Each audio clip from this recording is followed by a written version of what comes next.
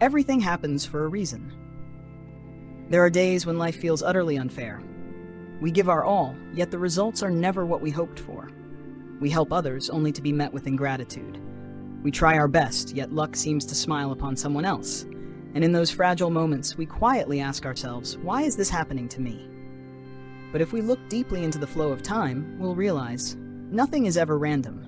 Every joy, every sorrow, every loss or blessing is all part of a greater design by the Creator. Maybe we can't see it today, but one day when we look back, we'll smile and say, so that's why everything happened the way it did. Just like a seed must rest in the dark soil before it can rise into a tree, or how the rain must fall before the sky turns clear again, life too has its storms and shadows. But through those trials, we learn to be stronger, more patient, and more grateful.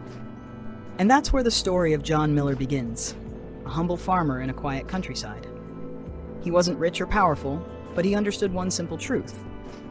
Everything happens for a reason. In a peaceful village surrounded by golden rice fields, there lived a farmer named John Miller.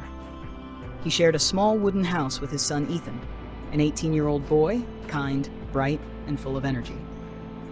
Their life was simple, without much luxury, but their home was always filled with laughter and warmth. Their most precious treasure was Bella, a white mare with a silky coat and deep black eyes full of affection. Bella wasn't just the animal that helped John with his farm work. She was their dear friend. Every morning, Ethan would bring her carrots and gently stroke her mane to greet the new day. Despite his hardships, John always wore a gentle smile. He never complained when the crops failed, nor envied the wealthier villagers.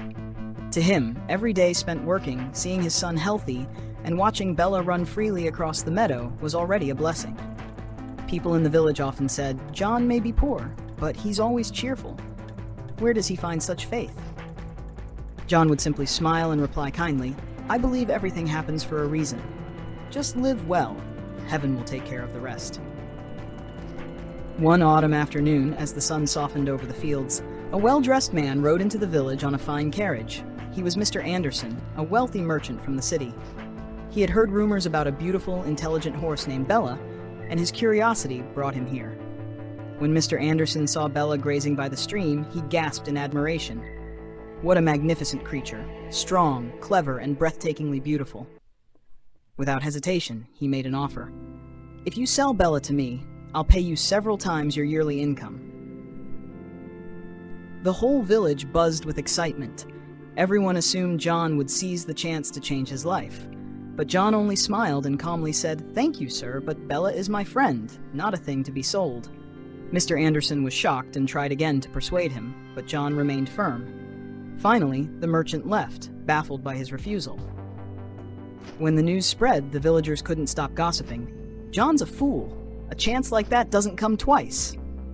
But John stayed calm, going about his daily work, unbothered by their words. He simply told Ethan, "Son, sometimes the most precious things can't be bought with money." A few days later, everything seemed normal, until one morning, Ethan ran out of the stable shouting, "Dad, Bella's gone." Both father and son searched everywhere, through the woods, along the stream, across the fields, but Bella was nowhere to be found. When the villagers heard, they murmured again, "See, he refused the money. Now he's lost everything." "Guess that's what happens when you're foolish." Ethan's eyes filled with tears. "Dad, why would this happen to us? Bella's gone. How will we work the fields now?" John placed a hand on his son's shoulder and said gently, "Son, don't rush to decide what's good or bad. Time will tell." The days passed quietly. John didn't complain, didn't curse his fate.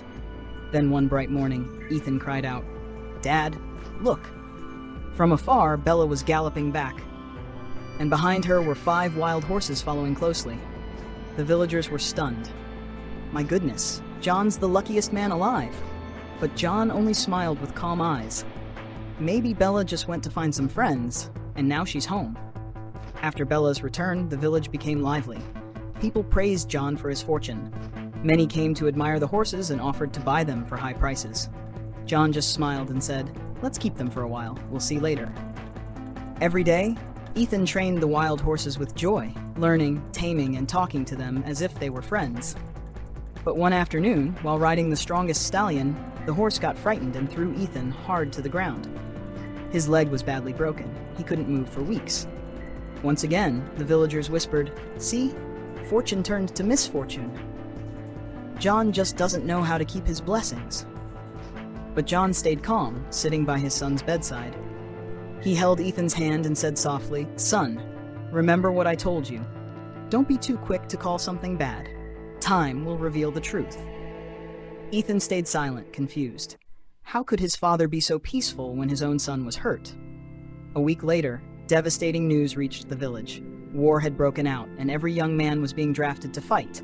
Cries filled the streets as mothers said goodbye to their sons. Ethan, with his broken leg, was spared.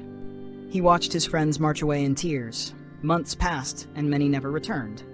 Villagers came to John, saying with heavy hearts, "You're so lucky, John. Your son's still alive." John smiled gently and looked at Ethan. "See, my son, what once felt like misfortune has become our blessing." That evening, the sunset painted the fields in gold. John sat on the porch beside Ethan, whose leg was nearly healed. Together, they watched Bella and the wild horses grazing peacefully. Everything felt calm, almost sacred. Ethan spoke softly, "Dad, if I hadn't fallen, I'd be out there at war right now." John nodded, eyes distant but kind. "Yes, son, sometimes only time can show us the true meaning behind things. When Bella ran away, we thought it was loss. When you were hurt, we thought it was misfortune. But without those things, would we still be here together today?" Ethan fell silent. He looked over the golden field where the sunset draped the earth like a warm blanket. He finally understood. Every turn in life has its reason. John's voice was calm, like the wind whispering across the meadow. "My son, when good things happen, don't be too proud. When bad things come, don't despair. No one knows whether it's the start of a blessing or a test." Ethan smiled and held his father's hand. "I understand now, Dad. I'll learn to trust time and be grateful for everything that happens." John nodded, his eyes glowing with peace. That's how you live a tranquil life. Life isn't always fair, but everything that happens carries a hidden meaning. Sometimes what feels like loss is just a gift wrapped in time. And what seems like luck may be a challenge meant to help us grow. So believe, everything happens for a reason, even when we don't understand it today. Don't rejoice too much in good times, and don't despair too deeply in bad ones, for time will reveal all. Like John Miller, live calmly, gratefully, and trust the path life unfolds for you. And one day you'll see, every moment of life is a miracle.